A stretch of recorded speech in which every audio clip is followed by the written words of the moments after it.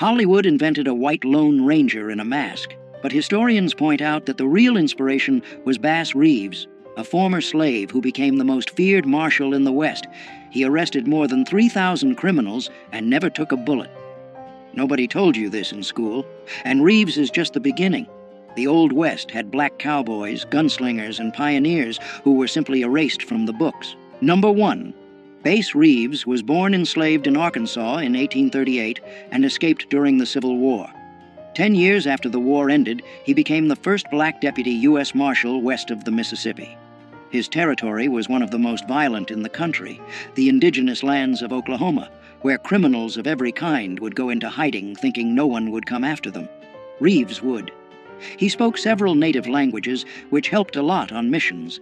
He had a peculiar method. He would disguise himself as a beggar, a priest, anything that would make the guy let his guard down. Over more than 30 years of service, he arrested more than 3,000 fugitives. 3,000. And they say he never missed a single shot. Many historians believe he was the real inspiration behind the Lone Ranger, but when Hollywood told that story, the hero became white. Reeves died in January 1910, at 71 years old, in Muskogee, Oklahoma, poor and practically forgotten. Number 2. Bill Pickett was born in 1870 in Texas, the son of former slaves, and grew up watching how ranch dogs kept cattle in line. That's where he got an idea no one had tried before, taking down a bull using his own teeth. He would grab the steer by the horn, twist the animal's neck, and bite the lower lip so hard the animal would lock up and fall. This technique became known as bulldogging and is still one of the most popular events in American rodeo today. Pickett became a headliner in the Miller Brothers Wild West shows, performing in arenas across the United States, Mexico, Canada, and even South America. But outside the arena, reality was different. In many towns, he couldn't stay in the same hotels as his white colleagues. Even so, he kept riding and competing for more than 40 years. In April 1932, at 61 years old, he was breaking a wild horse on a ranch in Oklahoma when the animal threw him and trampled him. He died doing what he'd done his whole life. Number 3. Nat Love was born in 1854 on a farm in Tennessee. He was born enslaved. When the Civil War ended, he was 11 years old and didn't have a penny. So he did something few people would have expected from a black boy at that time. He went west. At 15, he made it to Texas and got a job on a cattle ranch. He learned to break wild horses, drive cattle herds through dangerous territory, and shoot like very few. In 1876, on the 4th of July, he took part in a competition in Deadwood, South Dakota. He won every event, roping, shooting, and riding. That day, he earned the nickname Deadwood Dick. Later, he wrote his own autobiography telling all of this at a time when almost no black cowboy had a voice. But here's the part no one talks about. After years living that life, Nat ended up working as a train porter in Los Angeles. He died in 1921 at 66 years old, practically forgotten. The Old West had a short memory for men like him. Number 4. Bo Zickard was born enslaved in Mississippi in 1843, and after the Civil War became one of the most respected cowboys in Texas. Charles Goodnight, one of the toughest ranchers of that time, trusted him more than any other man on his crew. Zickard drove herds along trails where bandits and Comanches attacked without warning. On one of those trips, he saved Goodnight from a robbery, risking his own life. Goodnight publicly said Zickard outdid any white ranch hand he'd ever hired. At a time when a black man hearing something like that from a Texan was something that just didn't happen.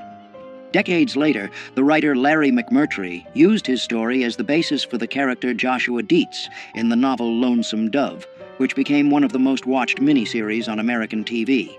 Zickard lived to be 85 and died of natural causes in January 1929 in Texas. Goodnight paid for his funeral and personally wrote the epitaph on the headstone. Number 5. Mary Fields was born enslaved in Tennessee around 1832. After the Civil War, she gained her freedom and ended up in Montana, where she built a reputation that few men of the time could match. Over 6 feet tall and with a temper that didn't take any disrespect from anyone, she became the second person in the United States to receive an official federal mail route, and the first black woman to do it. The job wasn't for just anyone. She drove stagecoaches through territory where wolves, bandits, and snowstorms were part of the routine. Mary always carried a gun and didn't hesitate to use it when the situation called for it. On her days off, she hung out in saloons, drank whiskey with cowboys, and smoked cigars like it was the most normal thing in the world. And back then, for a black woman, that was unthinkable. The town of Cascade, Montana, even closed businesses on her birthday in her honor. Mary died on December 5, 1914, at 82 years old from liver failure. Number 6. Crawford Goldsby had black, Cherokee, white, and Mexican blood running through his veins. He was born in 1876 in Texas and grew up in Indian Territory, which is now Oklahoma. By 18, he was already one of the most wanted criminals in the whole region. The nickname Cherokee Bill became synonymous with trouble. He robbed trains, held up businesses, and went up against the law without blinking. Authorities pinned at least 13 deaths on him, including a deputy's.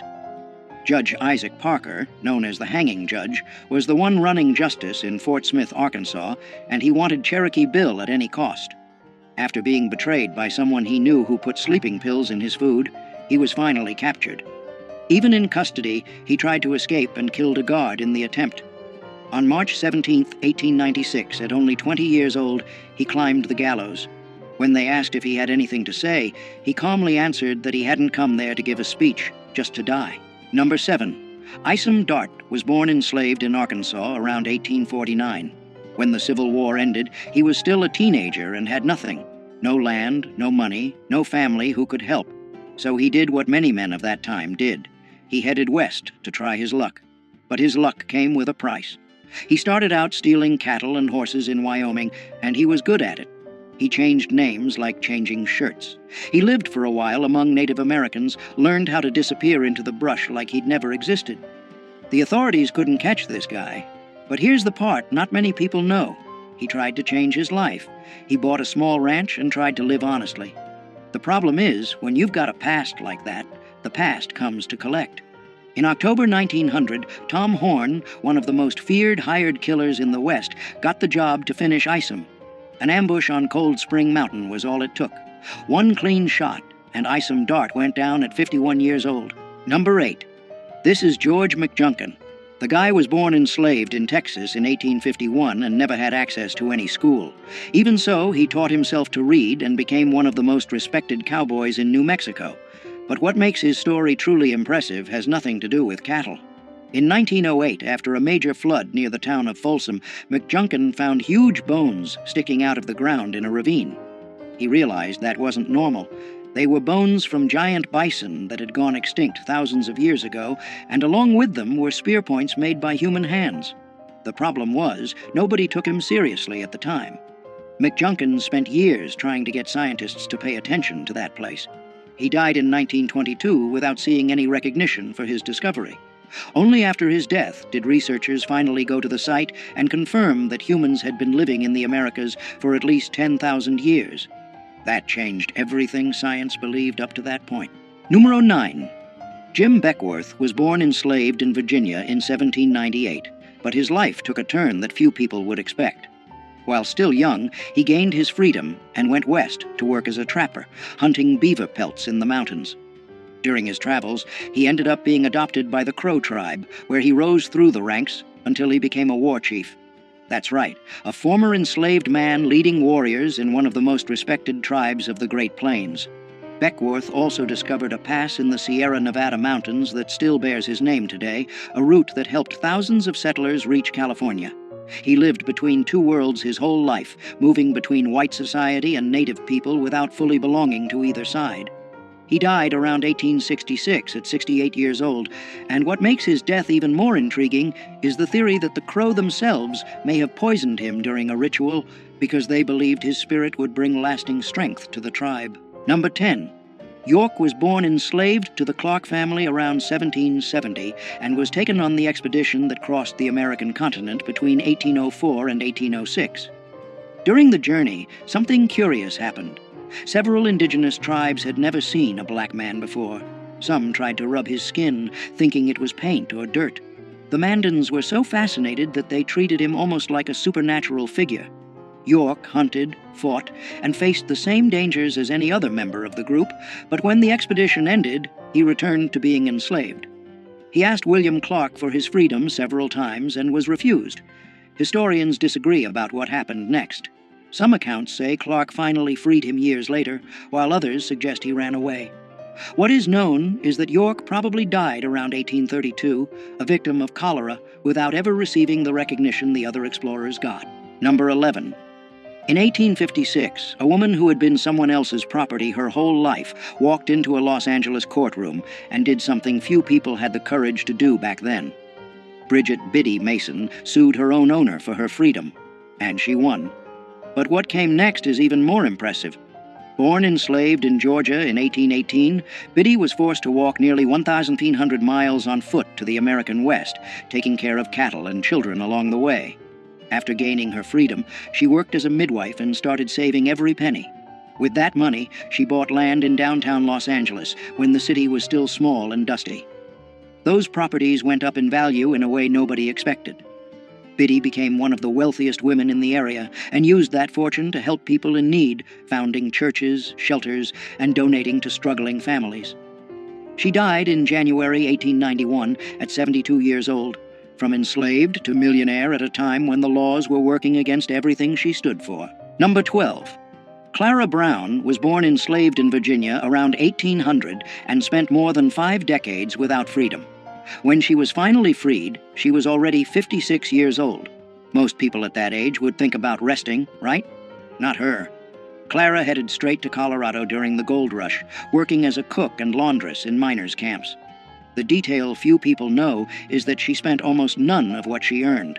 Every penny was saved for a goal she never gave up on, finding her family, who had been sold and separated decades earlier.